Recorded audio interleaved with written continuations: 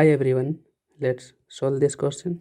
Okay, how many seconds in total are there in x weeks, x days, x hours, x minutes and x second?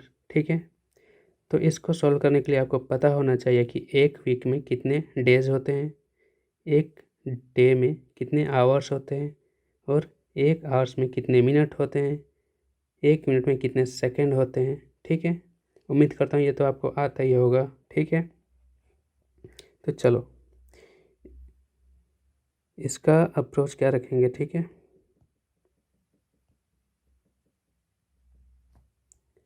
Avoid heavy calculation. ठीक है,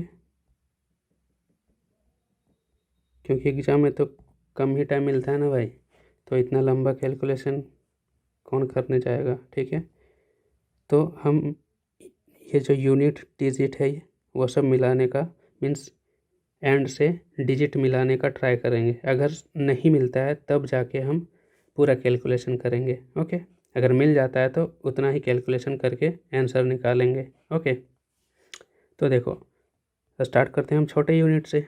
okay, तो देखो यहाँ है x second. ठीक है, ये सेकेंड में है। ओके, अब यूनिट बढ़ा देते हैं। ठीक है, एक सेकंड का काम ख़त्म, अब x मिनट का काम चल रहा है। ठीक है, तो देखो ये था सेकंड। ठीक है, मगर अब बात किसका हो रहा है, अब बात हो रहा है भाई मिनट का। ठीक है कि नहीं, जब मिनट का बात हो रहा है, ठीक है, तो मिनट में कितने सेकंड होते हैं, 60 सेकंड होते हैं कि नहीं। तो ये 60 को मल्टीप्लाई करना होगा। ठीक है, तब तो ये मिनट सेकंड में कन्वर्ट हो जाएगा। ठीक है, तो इधर बाहर जितने भी हैं वो सेकंड्स में होंगे। ठीक है, यहाँ बस डिनोट करने के लिए दिखा रहा हूँ कि कौन से यूनिट को हमने लिया है। ओके, तो चलो समझ में आ गया यहाँ तक। ये 60 को हमने इधर मल्टीप्लाई कर दिया। ओके, अब देखो अब काम किसका चलेगा, अब आवर्स का चलेगा। ठीक है, तो चलो यहाँ अब कौन आ गया है, अब घंटा वाला आ गया यहाँ। ठीक है, तो एक घंटे में कितना मिनट होता है, जल्दी बताओ।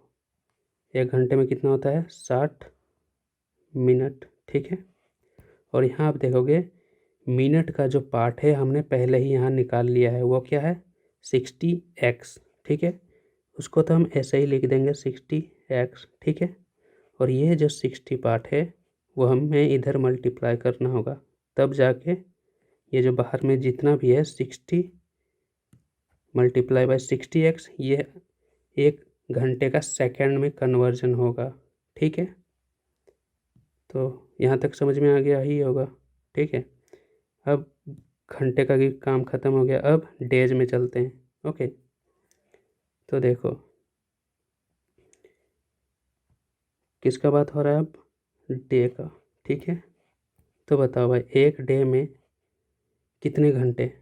ठीक है, यहाँ आपको ध्यान देना है, जैसे ये ऊपर वाले यूनिट है ना, उन उनको देखते जाना है, वो पूछते जाना है। ठीक है, जैसे कि एक घंटे में ऊपर वाला पूछो कितना मिनट, फिर इसको पूछो एक मिनट में कितना, ऊपर वाले से देखो सेकंड। ठीक है, तो उस तरह से यहाँ पूछते जाना है।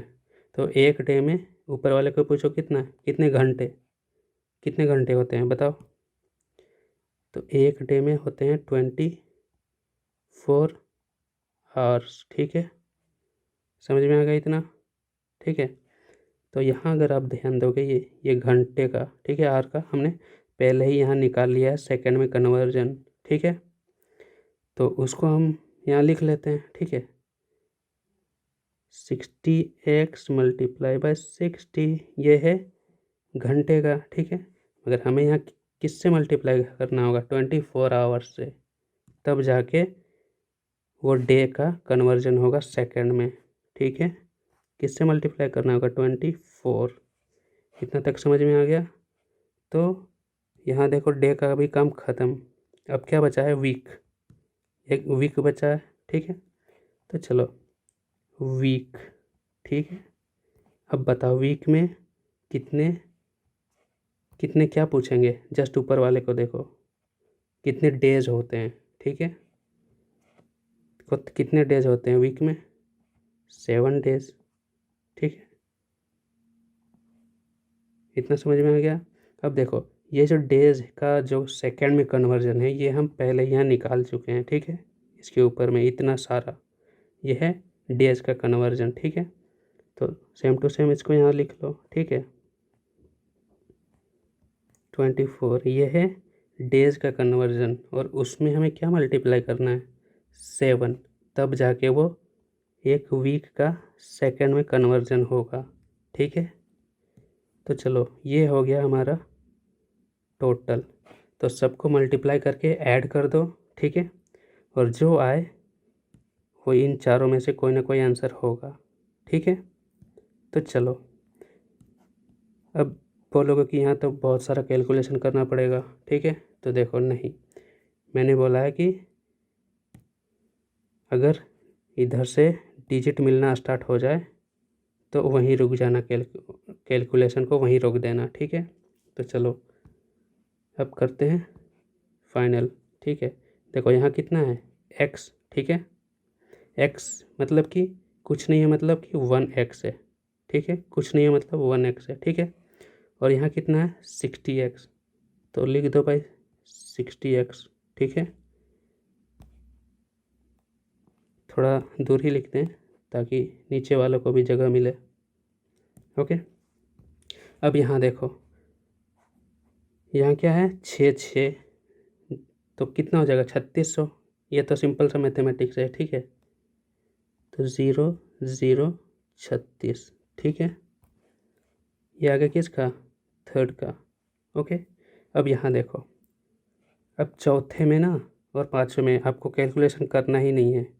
वो कैसे, देखो अगर आप देखोगे, ठीक है, तो यहाँ जो आपको मिलेगा 2 0 मिलेगा, ठीक है। इसका मतलब क्या है कि इसके इधर डिजिट में तो 2 0 आएगा, भले इधर कितना भी आ जाए, ठीक है। तो चलो ये हो गया। अब ये लास्ट को देख लो, लास्ट में भी सेम है कि लास्ट में तो 2 0 आएगा ही, ठीक है। और ये x, ठीक है। तो यही मैं बताना चाह रहा था कि इतना ही कैलकुलेशन करो, ठीक है। तो भाई अब सबको ऐड कर दो, ठीक है। तो जब सबको आप ऐड करोगे, ठीक है, तो लास्ट में x आएगा, ठीक है। और इसमें क्या आएगा, 1 आएगा। और यहाँ 6 0 0 0 6, ठीक है। और इधर भाई कुछ भी आ जाए, ठीक है, उसको हमें लेना है नहीं लेना है, नहीं लेना है, क्यों, क्योंकि अगर देखो हमारा सेकंड डिजिट में अगर मिल गया तो इधर कुछ भी है, हमें फ़र्क पड़ता है क्या, नहीं पड़ना चाहिए, क्योंकि हमें लास्ट का 61x यही मिल गया, ठीक है। तो 61x यहाँ हमें मिल रहा है ऑप्शन में, ठीक है। तो कैलकुलेशन इजी हो गया कि नहीं। अच्छे से समझाने के लिए मैं थोड़ा वीडियो लंबा ही कर रहा हूँ, ठीक है। तो आपका आंसर क्या हो जाएगा, ऑप्शन नंबर डी, ओके।